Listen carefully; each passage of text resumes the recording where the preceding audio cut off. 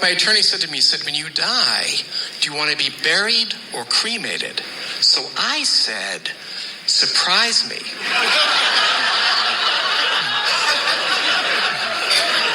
No spoilers. I was doing some research on the internet the other night. I discovered that there had once been a murder in the house that we're currently living in. It happened 2 years after we moved in. Raised a lot of questions, actually. I was a little kid when my grandfather died. I remember I asked my mother, I said, when I die, will I see Grampy again? And she said, not if you're good.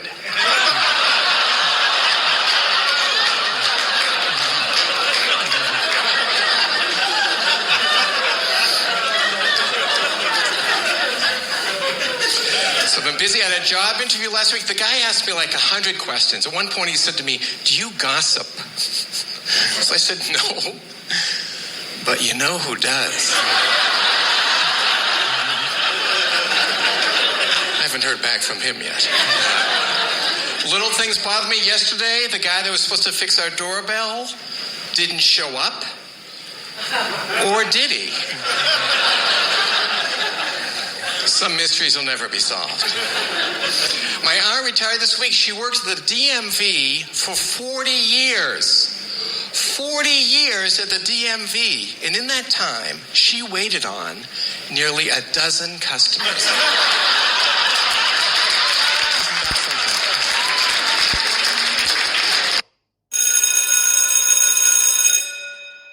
Good morning. It is Wednesday, May the 24th, and this is The True Conservative. Welcome to all the butchers, bakers, and candlestick makers out there. I'm Ron, your host, and the only true conservative in the United States today. So today, after the Serenity Prayer and the Star-Spangled Banner, we will have Squawk Box, Cultural Priorities, No Free Lunch, The Rape of the Mind, Stuart-Varney, and You Decide on the debt ceiling between CBS News and Fox. All that and more when I get back.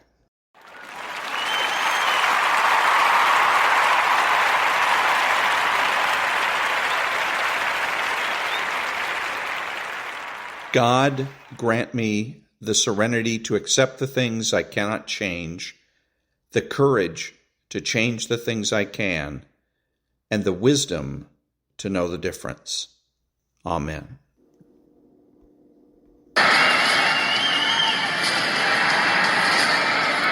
Ladies and gentlemen, please remain standing and remove your hats for the national anthem of the United States of America.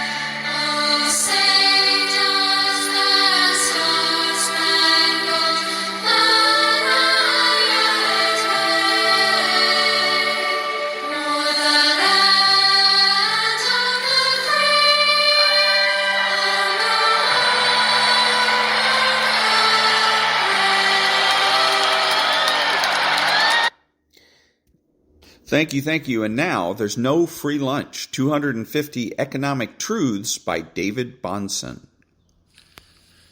Every step by which an individual substitutes concerted action for isolated action results in an immediate and recognizable improvement in his conditions. The advantages derived from peaceful cooperation and division of labor are universal. Ludwig von Mises. The great Austrian economist was masterful in pointing out the propensity for peace to break out wherever mankind worked together towards a common aim, with each person's contribution distinct yet vital to the end goal. Those cooperative benefits, combined with the improvements a division of labor represents for the process, the workers, and the consumer, all serve as the foundation of this magnificent addition to free enterprise.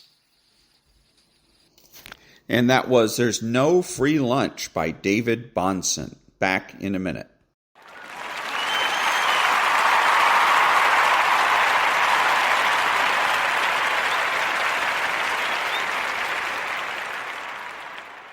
Thank you. Who is the true conservative?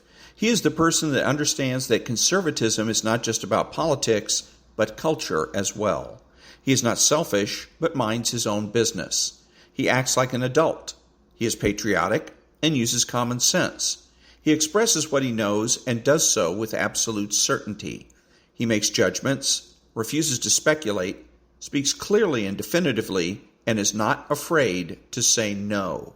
He's open-minded, asking why rather than why not.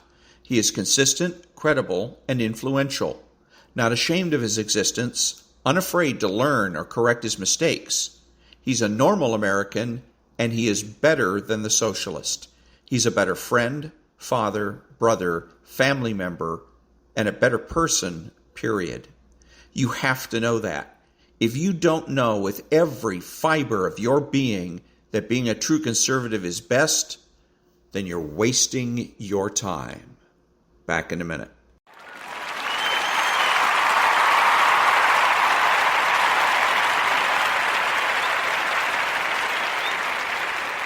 Thank you. What are the true conservative cultural priorities? Bring back hierarchy. Bring back the admiration of intelligence, morality, and beauty. Bring back single-income households, integration, parenting, the primacy of existence, certainty of knowledge, and universal rights and wrongs. Bring back principled behavior, masculinity and femininity. Bring back Adam 12, John F. Kennedy, the gold standard, pre-HMO medical care, and nonprofit news. Bring back civil service, the term stupid question, arguments and fights, the cultural influence of the church and the Boy Scouts. Bring back the influence of social organizations such as the Lions Club and the Rotary Club. Bring back bowling. Back in a minute.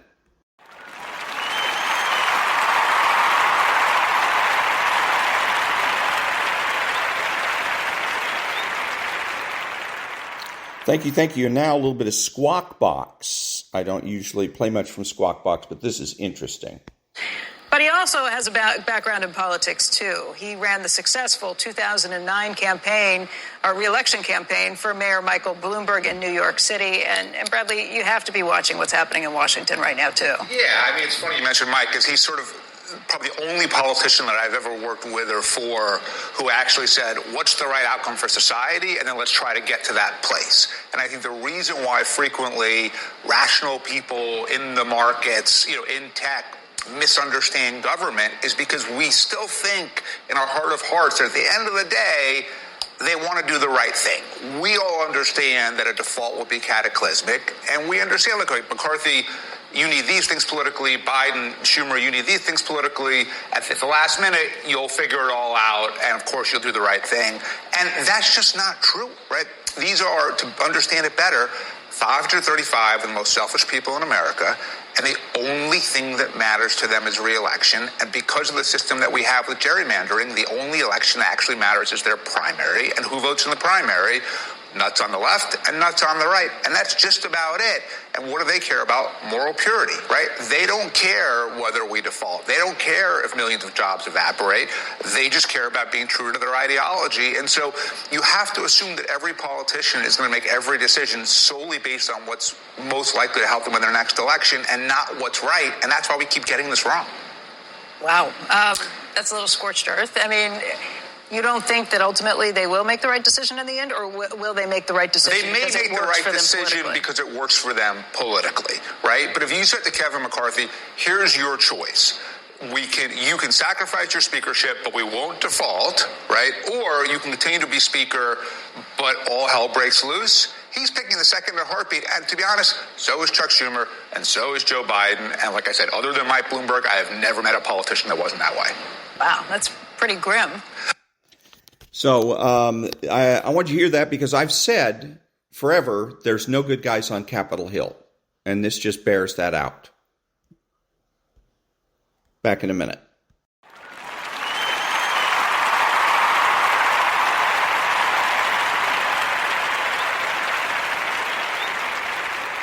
Thank you. And now, the rape of the mind. The affirmation of my own errors. The lie I tell 10 times gradually becomes a half-truth to me. And as I continue to tell my half-truth to others, it becomes my cherished delusion. We rediscover this phenomenon every day in that huge laboratory of human relations we call psychological counseling and psychotherapy. Let us look at just one simple example. The case of a perfectly healthy child who decides one day that she doesn't want to go to school because schoolwork seems so very difficult. So she tells her mother that she has a headache, and mother agrees to let her stay home. Thus, the girl avoids the schoolwork she dreads and gets the additional gratification of her mother's solicitous and tender nursing. The next time our little girl wants to stay home, it is easier to pretend she has a headache, and the third time it is easier still. Gradually, the girl herself begins to believe in her recurrent illness. Her conscience bothered her the first time she lied, but now her initial lie has become an ingenious truth to her. By the time our heroine becomes a grown woman, she will have to consult with a doctor about her constantly recurring headaches. Doctor and patient will have to spend many hours untangling the web of half-lies, innuendos, and self-pitying complaints until the patient rediscovers that her headaches all began on that one day she didn't want to go to school. Delusional headaches afflict the world itself. Political demagoguery is, to some extent, a problem in our country. The particular form this demagoguery takes is only a passing phase, and when our current dragons and inner phantoms have been laid to rest, the eternal demagogue may arise anew. He will accuse others of conspiracy in order to prove his own importance. He will try to intimidate those who are neither so iron-fisted nor so hot-headed as he, and temporarily he will drag some people into the web of his delusions. Perhaps he will wear a mantle of martyrdom to arouse the tears of the weak-hearted. With his emotionalism and suspicion, he will shatter the trust of citizens in one another. His delusions of grandeur will infect those insecure souls who hope that some of his dictatorial glamour will rub off on them. Unfortunately, the problem of delusion has been studied almost exclusively in terms of its pathological manifestations. The psychiatrist who has encountered delusions of grandeur in his patients has, in the past, lacked the philosophical and sociological background necessary to enable him to form comparisons between his patients' delusional systems and mass delusion in the world. In dealing with patients suffering from megalomania or persecution mania, he has tended to rely too much on hypotheses which explain pathological delusions as the product of anatomical changes in the individual brain. He has not given enough attention to the question of whether or not these phenomena are in any way related to an abnormal way of thinking in a physically normal person. Since the growth of anthropology and the social sciences in the last decades, new light has been thrown on the subject of mass feelings and mass delusion. Obviously, these are not phenomena which a pathologist can examine under a microscope. They demand a knowledge of history and social psychology and of all the studies which concern interhuman relations and man's collective thinking. To arrive at a clinical stage of study on this subject, it is necessary to divest oneself of various fixed philosophical ideas which have dominated scientific thought since Aristotle. There is, for example, the doctrine of the identity of all thinking processes and the possible universality of human understanding. This is essentially founded on the belief that all human beings think in the same way. But against this hypothesis is the observable truth that philosophers themselves have the utmost difficulty in reaching mutual understanding. This may be largely due to the fact that different men have different methods and standards of thinking. For centuries, science has adopted the Aristotelian dictum that most thought is carried on according to the established rules of logic, which apply in the same way as the laws of nature. It was the philosopher Francis Bacon who first pointed out, in his theory of idols, that although the laws of logic and clear thinking certainly exist, men may or may not make use of them, depending on the emotional circumstances. Thoughts are often the theatrical curtains to conceal personal passions and reactions. In this statement, the philosopher who lived during Shakespeare's time might almost be attacking the seeming logic of modern demagoguery. Since the Renaissance, therefore, it has been acknowledged that human feelings and personal inclinations mold and direct thought. And this point of view, rather early, found its most moving expression in the works of Spinoza and Pascal. When we come into contact with the phenomena of collective passion and mass delusion, it is impossible to keep modern psychology out of the picture, whether we look at it philosophically or politically.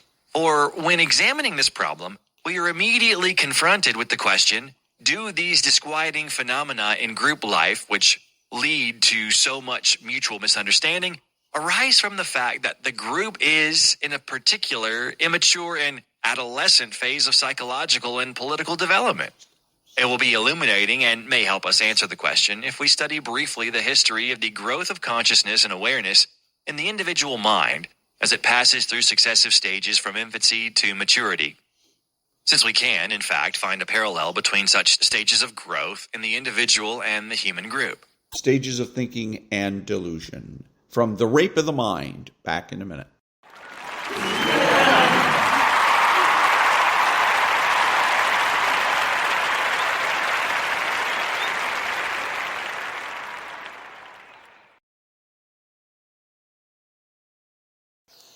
Thank you. So another episode of You Decide, and again about the ongoing debt ceiling crisis. And this is going to be CBS versus Fox. First, starting off with 4 minutes of CBS. Debt ceiling negotiations remain at a stalemate. CBS News congressional correspondent Nicole Killian joins us now from Capitol Hill. Nicole, catch us up. What's the state of play? Well, the state of play appears to be changing, of course. Earlier today, Speaker McCarthy said that he thought both sides were far apart. Now he's saying that things are going a little better after congressional negotiators went over to the White House this afternoon. He still stopped short of saying that there is any type of deal or agreement on the horizon. And so I asked him earlier about the end game. What is the off-ramp here? Look, the off-ramp here is to solve the problem, to spend less than we spent last year. That's not that difficult. They still want to spend more. You cannot do that. No household will do that. Look, I explained this before. What specifically in their plan is unreasonable? Well, they don't have a plan.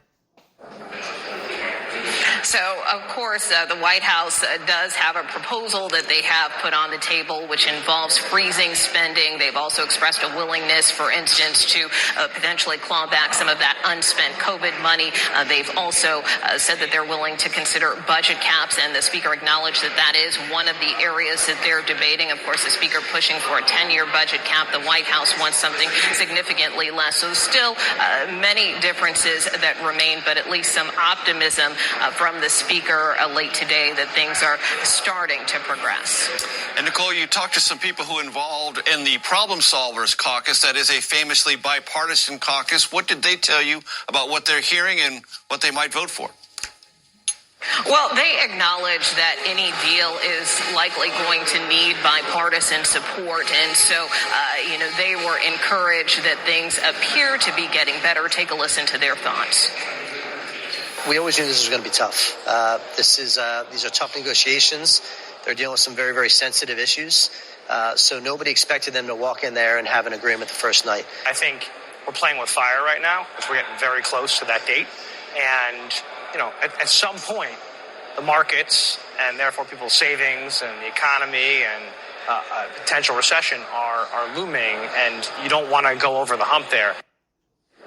So again, that's Congressman Gottheimer and Fitzpatrick, both co-chairs of the Problem Solvers Caucus. And what they told me is that they have been kicking around some ideas internally, that they have been having discussions with the negotiators, those who are negotiating for Speaker McCarthy, to say, hey, here's what some members could support. They wouldn't go into detail about what those ideas are, but they did suggest that they too are engaged in this process. Of course, we know that the Speaker's chief negotiators are Congressman Graves, Congressman McHenry.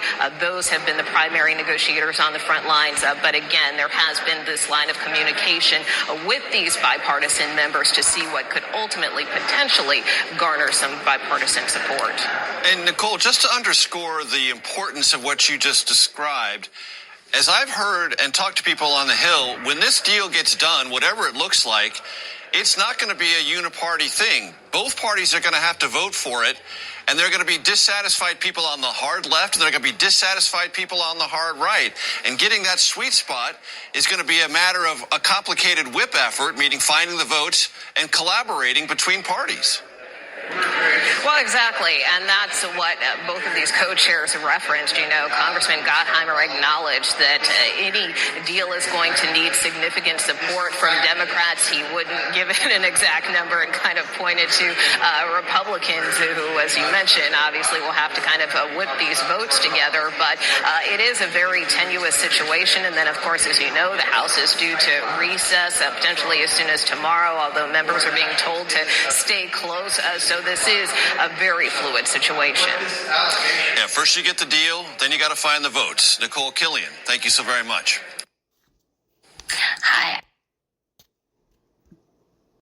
Okay, so that was CNN on the latest state of affairs concerning the debt ceiling, and this is going to be Fox and the Five.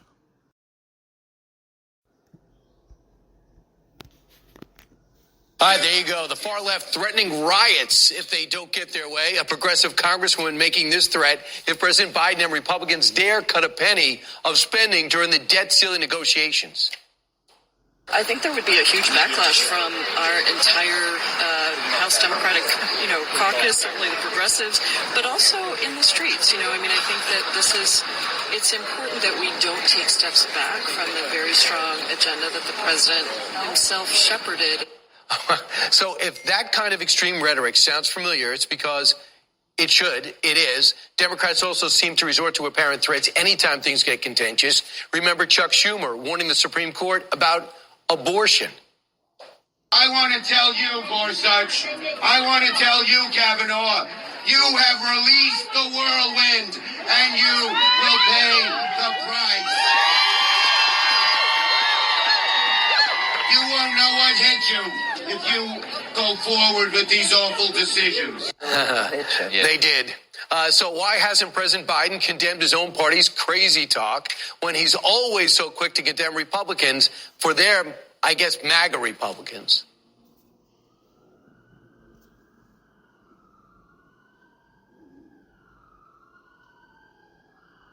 The MAGA Republicans represent an extremism that threatens the very foundations of our republic. The extreme set of MAGA Republicans has chosen to go backwards, full of anger, violence, hate, and division. The MAGA Republicans don't just threaten our personal rights and economic security.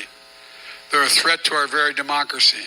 All right, so threats aplenty. Oh, boy. But Dana, I think you could pick up what I've picked up if you're really as smart as I think you are. And that is this a test? That the threat is really at Joe Biden and his team. They're in a huge box because they underestimated Kevin McCarthy. They never came to the table. Now he's got a 60-40 issue, meaning that 60% of the country agrees with where the Republicans are. Yep. The Biden team has nowhere to go. And they keep saying things like, well, then use the 14th Amendment. That is actually not going to work. Then they'll threaten violence. Well, actually, that's not going to work either. The CNN poll last night said 60% of Americans want spending cuts with the debt ceiling. Biden is at a 60% disapproval overall and a 65% disapproval on the economy. The other thing is last night, Political Playbook had this piece about Democratic operatives. They're furious that the media is covering this the wrong way because they are not referring to Republicans as terrorists for pushing spending cuts. It's pretty hard to imagine that they are pushing this even though they know that these are not numbers that we made up. These are just the polling numbers. And it's interesting for Kevin McCarthy to be so underestimated again and again and how cohesive they are. They weren't even this cohesive during the Obama years when we last went through this. And remember what was on the table then. Sequestration that took money away from the Defense Department. That's not on the table now. And I think that because our adversaries are also watching very closely, for example, China, who is ready to tell all of the countries that we are competing for affections with that the United States is not a reliable partner. That is pressure that the President of the United States should heed, come to the table, get it done. Jimmy, I'm just stunned that the President didn't look at the calendar. The G7 was important. Those 2 countries to go visit after, extremely important. He should have been saying, look, this is what I want. Well, what's possible? After all, he has wisdom because he's been doing this so long. He's got wisdom. So he should have seen this wall he's about to run into this wall. Why didn't he? And do you think that he has changed his stance in negotiations because of press conferences like that? Well, I think what this speaks to is just how out of touch the people running this administration really are. And what I mean by that is when you're making the case for unlimited spending with $32 trillion in debt, you're doing it in a country where 70% of people are living paycheck to paycheck. The reason the CNN polling is reflective of people wanting a little belt tightening because that's their reality. And they know things don't get better for them if inflation goes up because of what they're doing in Washington. So that's where they didn't read the room properly. I don't necessarily attribute this to Biden because I think what they've done with him in terms of damage control is they're trotting him out there with one relentless message. The message is always MAGA.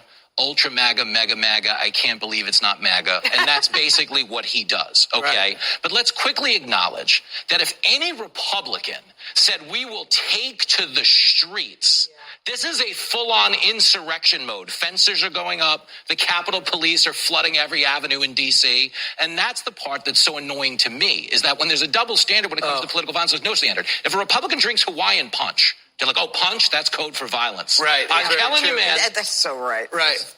And by the way, it is really good, but not good for you, Hawaiian punch. But that's true. It's not really.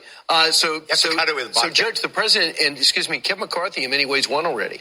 He wanted a clean debt ceiling raise. Nobody thinks he's getting it. It's getting back to 2022 spending. What's wrong with that? It's only last year. Oops, what's wrong with that is you put trillions into it in the meantime and repurposing pandemic spending. Well, there's no question that Kevin McCarthy seems like the reasonable person here. Yeah. That's why Americans are supporting him. You know, you don't have to get into the weeds to understand this. You really don't. It's about not spending money that we don't have. And so it's recognizing that, you know what, we don't need to keep making money, as AOC said. We can just print some more. And we've got to be able to support what we can support and forget about, carrying on with this incredible indebtedness that's going on. But the thing that concerns me is what I wrote down, dog whistle. Yeah. When Jayapal predicts backlash in the streets. Mm-hmm. You know, they say everything we do is a dog whistle. Well, to me, that's a dog whistle. Mm-hmm. And you're telling everybody on the left, if you don't get what you want, meanwhile, nobody knows what's in it and what's not in it. But all they know is they've gotten permission to go out there and to protest and riot. And, you know, maybe she ought to worry about her own area and her own constituents as opposed to just reacting with this, we're going to hit the streets again. Because you kind of hope like after 2020, it was over and it was never going to happen again. Well, it's not, because they're dividing us and they're signaling each other. But it's very similar to the Danny Penny situation. Within a matter of moments, they're rioting the streets. I'm thinking, who wrote that check to get everybody out there? Geraldo, where's this heading right now? Do you think that intimidates the White House, that Hakeem Jeffries Wait, did you just compare it to the Marine and the choking thing? It's not like that at all. The riots, though. No, there's no passion. Well, you're going to tell me there's no passion for a riot over this. This is, I think, the general sentiment but it's just as synthetic. But these are politicians doing what politicians do, just making life complicated. You know what this is about? This is about workfare versus welfare.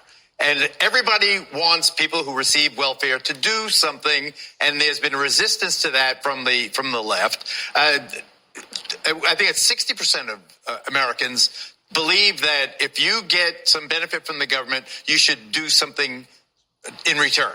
And what they're suggesting is 20 hours of volunteer work if you're being supported in programs other than the usual Social Security and so forth. And that's not a big deal. And I think that it will pass. And I think it will pass because most Americans really do believe there should be some responsibility if you get a benefit. And I think that would be. And we grew at 1.1%. That's nothing to high five about. And the president's got 33% approval rating on the economy, 38 overall. Yeah. This is really going to be a blow to it, but it'll help the country in the big picture.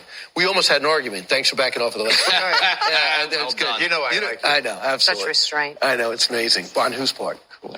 Oh, his. Okay. Hi, I'm Brian Kilmeade. I want you to do me a favor. I want you to click. Okay, so that was the Fox version of events, and now you've gotten CBS and Fox on the latest on the debt ceiling. And this is Ron, your host, the only true conservative in the United States today, bidding adios to all the butchers, bakers, and candlestick makers out there. So I'm reminding you that the left has no authority, no power, and they can't win.